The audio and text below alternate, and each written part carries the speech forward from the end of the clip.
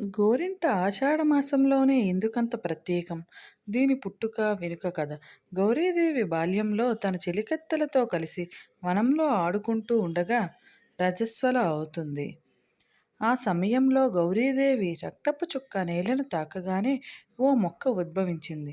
ఆ వింతను చూసిన చెలికత్తెలు పర్వతరాజుకి ఈ విషయం చెబుతారు. పర్వతరాజు సతీ సమేతంగా వచ్చి చూసేసరికి ఆ మొక్క పెరిగి పెద్దదవుతుంది. అప్పుడు ఆ చెట్టు ఇలా అంది: పార్వతీదేవి రుద్రాంశతో జన్మించాను. నా వల్ల ఈ లోకానికి ఏదైనా ఉపయోగం ఉందా అని అడుగుతుంది. అంతలో గౌరీదేవి చిన్నపిల్ల చేష్టలతో ఆ చెట్టు ఆకు కోయగానే వేళ్ళు ఎర్రబడతాయి. అది చూసిన పర్వతరాజు దంపతులు చెయ్యి ఇలా కందిపోయింది ఏమిటని కంగారు పడతారు. ఇంతలో గౌరీదేవి తనకు ఎలాంటి హాని జరగలేదని చెబుతూనే ఈ రంగు చాలా బాగుంది అంటుంది. అప్పటి నుండి స్త్రీలకు సౌభాగ్య చిహ్నంగా గోరింట ఉంటుందని వరమిస్తాడు.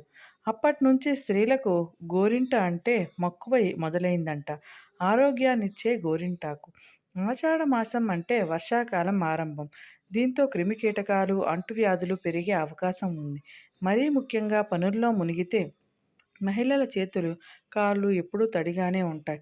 దీంతో త్వరగా వ్యాధుల బారిన పడుతుంటారు. గోరింటాకు పెట్టుకోవడం వల్ల ఇన్ఫెక్షన్లు దరిచేరవంటారు ఆయుర్వేద నిపుణులు. స్త్రీ అరచేతి మధ్యలో గర్భాశయానికి రక్తం చేరవేసే ప్రధాన నాడులు ఉంటాయి. గోరింటాకు పెట్టుకోవడం వల్ల వాటిలోని అతి ఉష్ణాన్ని లాగేస్తుంది. దీనివల్ల గర్భాశయ దోషాలు తొలగి ఆరోగ్యంగా ఉంటారు. శరీరంలో ఉన్న అధికమైన వేడిని గోరింటాకు తగ్గిస్తుంది. సరైన తత్వాన్ని అనుసరించి లేత నారింజ రంగు, ముదురు ఎరుపు రంగుల్లో పండుతుంది. గోరింటాకులో ఉన్న ఔషధ గుణం పిప్పిగోళ్ళని, గోరుచుట్టుని రాకుండా నివారిస్తుంది. కాలి వేళ్ల గోళ్ళ మొదళ్లలో మట్టి చేరితే గోరింటాకు పెట్టుకుంటే క్లియర్ అవుతుంది. గోరింటాకు వల్ల సంతానోత్పత్తి సామర్థ్యం పెరుగుతుందని, అండాశయాల పనితీరు సక్రమంగా ఉంటుందని చెబుతారు.